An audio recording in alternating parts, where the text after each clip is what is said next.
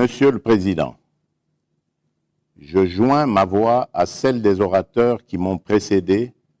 pour vous féliciter de votre élection à la présidence de la 75e session ordinaire de l'Assemblée générale de l'Organisation des Nations unies. Tout en vous assurant du soutien de mon pays, je formule pour vous-même ainsi que pour votre bureau mes vœux de succès dans l'accomplissement de votre mandat. Je voudrais également saluer le travail remarquable accompli par l'ambassadeur Tidjani Mohamed Bandé, votre prédécesseur, lequel, malgré un environnement difficile, a pu, avec doigté, mener jusqu'à son terme l'examen des dossiers aussi complexes que variés.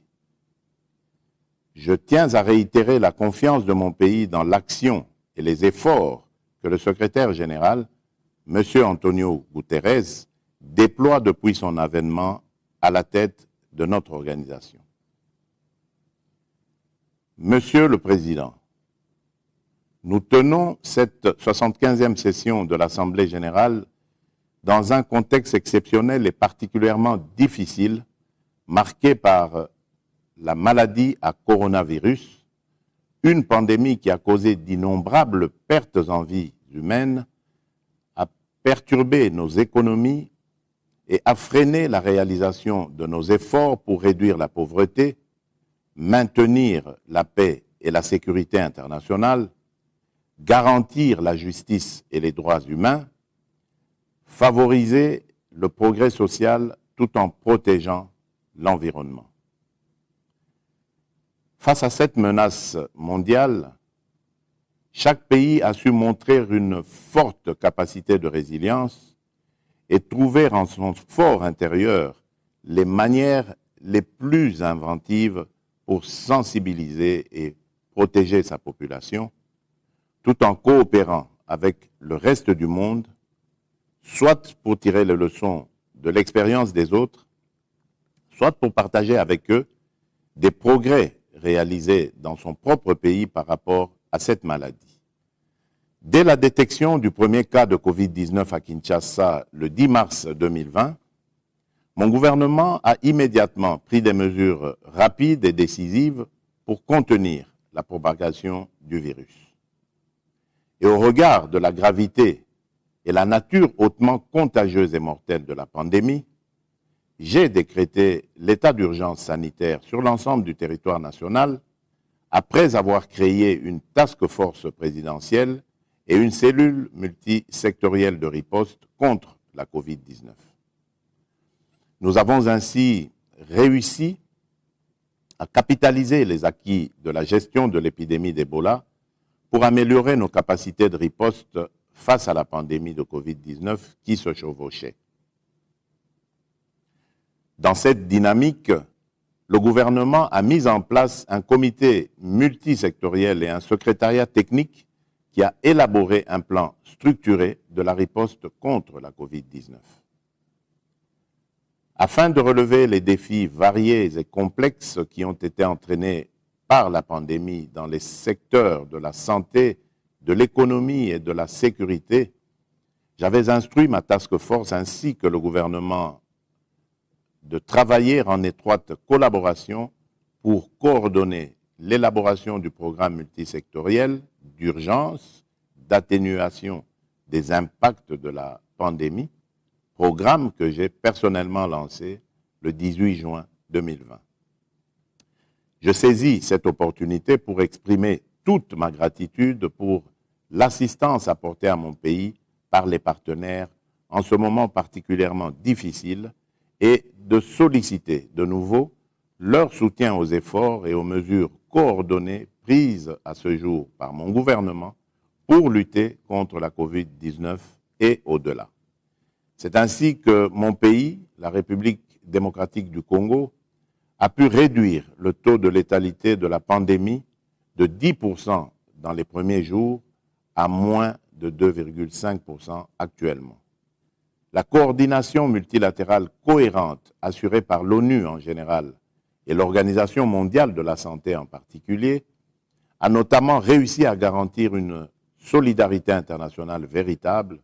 efficiente et efficace et a permis de promouvoir une plus grande interaction avec les partenaires au développement et les institutions financières et économiques internationales en vue de mobiliser les ressources nécessaires à la lutte contre la pandémie, ainsi qu'à aider les pays en développement à renforcer leurs systèmes de santé nationaux. La pandémie nous a montré qu'il n'existe qu'une planète, qu'une santé, et que nos sorts sont liés. Pour la République démocratique du Congo, afin d'aider les pays en développement à sortir effectivement de la crise et à mieux assurer l'après-Covid-19,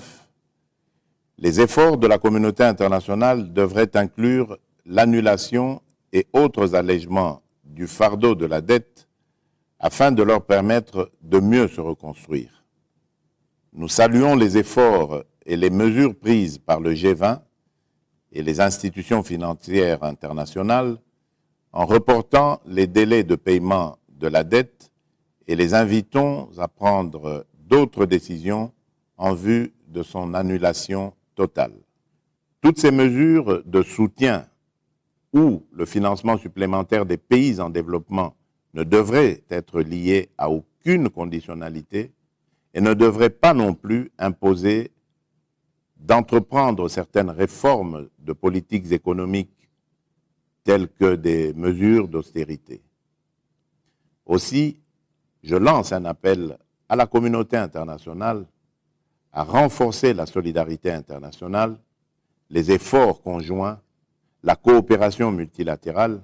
et le partenariat avec tous les pays en développement, y compris dans le domaine du renforcement des capacités et de l'assistance technique pour combattre et arrêter une maladie qui est notre ennemi commun et démontrer notre capacité à travailler ensemble dans la solidarité. Je reconnais par conséquent le rôle de premier plan des Nations Unies dans ces efforts, y compris l'Organisation mondiale de la santé. C'est la leçon principale que la Covid-19 nous a tragiquement administrée. Une véritable profession de foi en faveur du multilatéralisme au regard du niveau de la coopération internationale dans la lutte contre cette pandémie. Monsieur le Président, le changement climatique constitue une menace pour l'homme et ses droits fondamentaux, particulièrement pour les populations vulnérables. Les effets du réchauffement de la planète et des dérèglements climatiques qui l'accompagnent se font de plus en plus sentir avec acuité dans le monde entier. Ils sont dangereux et s'accélèrent. Face à ces menaces que posent les changements climatiques et la dégradation de l'environnement, notre action en faveur du climat et de l'économie verte comme fondement de notre devenir et de notre développement n'est pas simplement une nécessité, mais une obligation urgente pour un avenir pacifique et durable. Pour sa part, la République démocratique du Congo a pris des engagements contraignants pour réduire ses émissions de gaz carbonique et atténuer les effets du changement climatique. Nous sommes déterminés à tout faire pour parvenir à la mise en œuvre de nos engagements en faveur du climat par la préservation de nos forêts. Conformément à ma promesse et à l'engagement pris au cours de la 74e session de l'Assemblée générale, il est institué en République démocratique du Congo des jardins scolaires, 1 milliard d'arbres à l'horizon 2023. Ce programme, qui a été adopté par mon gouvernement, débute ses activités au dernier trimestre de cette année 2020. Il vise à réaliser un grand chantier communautaire et éco-citoyen de restauration écologique et à fort bénéfice socio-économique au profit des populations urbaines et rurales. Nous attendons par conséquent que nos partenaires respectent également leurs engagements financiers dans le cadre de la préservation des forêts tropicales, notamment celui du Fonds vert pour le climat créée en faveur des pays les moins avancés. Monsieur le Président, au plan national, j'ai engagé le pays dans des réformes à plusieurs niveaux, dont celui des finances publiques et de l'amélioration de la bonne gouvernance et la réduction de la pauvreté. Sur le plan économique, la République démocratique du Congo a fait du programme de développement durable à l'horizon 2030 et de l'agenda 2063 de l'Union africaine le pivot sur lequel se fonde sa politique de développement. Depuis 2016, le pays met en œuvre les objectifs de développement durable visant l'inclusion, l'équité sociale et la transparence à tous les niveaux. Pour ce faire, mon gouvernement a mis en place le plan national stratégique de développement qui constitue le cadre fédérateur de toutes les politiques et stratégies nationales, provinciales et sectorielles sur les objectifs de développement durable afin de permettre à la République démocratique du Congo de diversifier son économie, encore basée sur l'exploitation des ressources naturelles, et d'accélérer les investissements dans les infrastructures et le capital humain, tout en favorisant les investissements dans les secteurs sociaux. Cependant, il est vrai que le contexte actuel marqué par la Covid-19 représente un réel défi qui ralentit le rythme de l'atteinte des objectifs de développement durable. Aussi, mon gouvernement a-t-il élaboré, comme je l'ai mentionné au début de mon propos,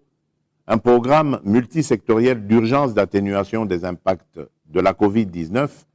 afin d'amortir le choc lié à la crise sanitaire sur l'environnement socio-économique et soutenir la relance de l'activité économique.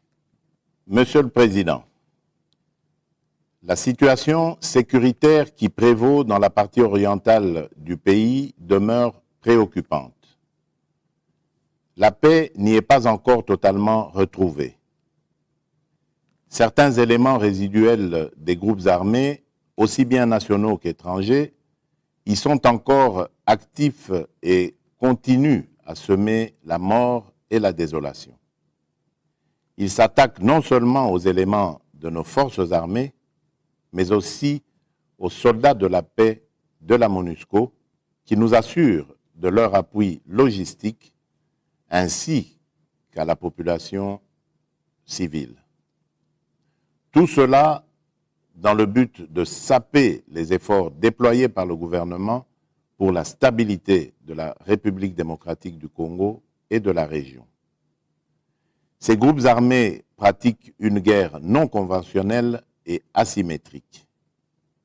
Ils agissent en totale méconnaissance de la valeur humaine et commettent des exactions et des violations massives des droits humains, notamment par des viols et des massacres à répétition des populations civiles dans les coins isolés de certains territoires bien connus de l'Est du pays, à l'instar de la région de Beni et ses environs, de Djougou en Ituri et de Rutshuru. Le constat établi démontre d'une manière générale que ces groupes armés disposent des moyens qui leur permettent de poursuivre leurs activités. Ces moyens proviennent souvent de l'exploitation illicite des ressources naturelles écoulées en dehors de la République démocratique du Congo, à travers des réseaux bien établis et sans aucun doute avec l'aide de certains souteneurs. Nous ne pouvons pas en effet arriver à neutraliser les groupes armés sans éradiquer leurs sources d'approvisionnement et d'appui que sont ces réseaux et autres souteneurs. Je lance un appel à la communauté internationale afin que des sanctions appropriées, ciblées et efficaces leur soient appliquées. Monsieur le Président,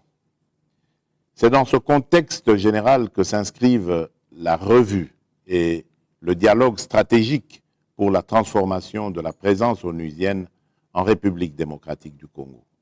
en attendant que nous puissions nous convenir sur les contours définitifs de l'avenir de la MONUSCO sur le territoire national, le vœu de la République démocratique du Congo est de voir pendant cette période de préparation à la sortie le renforcement de la collaboration sur le terrain au sein des unités de la MONUSCO et avec les FARDC afin que la puissance de feu attendue pour protéger la population et restaurer la paix, la sécurité et l'autorité complète de l'État sur toute l'étendue du territoire national, y compris dans les localités où la présence des groupes armés est encore visible, soit effective. Ma détermination est de redonner le plus tôt possible le sourire aux populations de l'Est de mon pays qui vivent dans l'insécurité depuis plus de 2 décennies. Pour ce faire, la République démocratique du Congo s'inscrit en faveur du principe d'accroître la capacité opérationnelle de la brigade d'intervention, notamment en la dotant d'unités spéciales adaptées à la guerre asymétrique que nous imposent les groupes armés à l'est du pays. Monsieur le Président, l'agenda en faveur de l'amélioration de la situation des droits de l'homme en République démocratique du Congo fait partie des priorités de mon gouvernement qui, depuis mon investiture, est engagé dans le combat contre les antivaleurs et les abus aux droits humains, notamment par la lutte contre l'impunité et les violences sexuelles, l'accès à la justice par les victimes, l'amélioration des conditions carcérales, la résolution des violences intercommunautaires, notamment par la création et la mise en place des mécanismes de justice transitionnelle. Toujours dans la quête de l'amélioration de la situation des droits humains et de la justice sociale en République démocratique du Congo, j'ai créé depuis le 22 avril 2019 l'Agence de prévention et de lutte contre la traite des personnes, en plus du Comité national de prévention contre la torture. Pour mettre un terme à une certaine mauvaise pratique de la gestion de la chose publique et pour lutter efficacement contre la corruption, la fraude et les antivaleurs,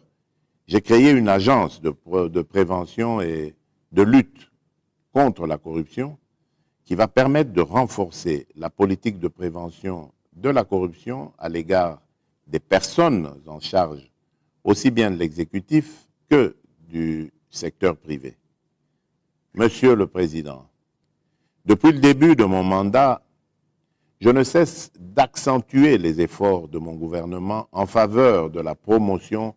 et de la protection des droits des femmes et des jeunes filles. Je mesure combien cette catégorie de la population congolaise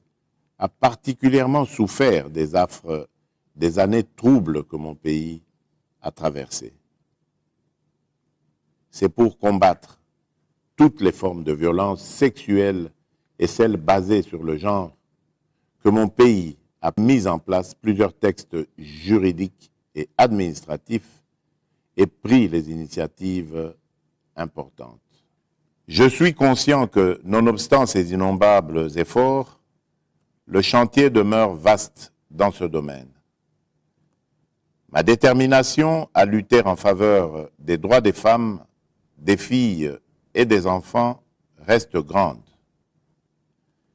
C'est pour cela que mon pays a accueilli très favorablement la création, le 30 octobre 2019, du Fonds mondial pour la réparation des victimes des crimes sexuels commis pendant le temps des conflits. L'ONU devrait continuer à assurer la coordination multilatérale, la cohérence et la responsabilisation au sein du système pour garantir une solidarité internationale. C'est pourquoi je réitère mon appel urgent pour la réforme du Conseil de sécurité des Nations Unies, afin de rendre cet organe plus transparent, plus démocratique et plus représentatif de la composition de notre organisation. Depuis plus d'une décennie, nous rappelons chaque année l'injustice criante que subit le continent africain dans sa représentation, tant au sein du Conseil de sécurité que dans les différentes organisations internationales qui composent le système des Nations Unies. Le sentiment de frustration qui laisse une quasi-indifférence face à cette évidence participe à l'accentuation des frustrations sociales et populaires qui aboutissent parfois à des épisodes de violence dans de nombreux pays. La réforme des Nations Unies doit en outre tirer les leçons de l'expérience en matière de coopération internationale en vue d'assurer une plus grande efficacité aux agences et fonds engagés dans la bataille du développement économique et social. Nous devons nous engager à appliquer des mesures concrètes pour rendre véritablement irréversible aussi bien l'éradication de la pauvreté que la réduction des inégalités, promouvoir l'inclusion sociale et l'environnement de façon holistique, renforcer la coopération économique et technique, avancer sur le chemin de la solidarité et du développement et pour préserver la paix et la sécurité internationale. Ainsi, le village planétaire dans lequel nous vivons pourra refléter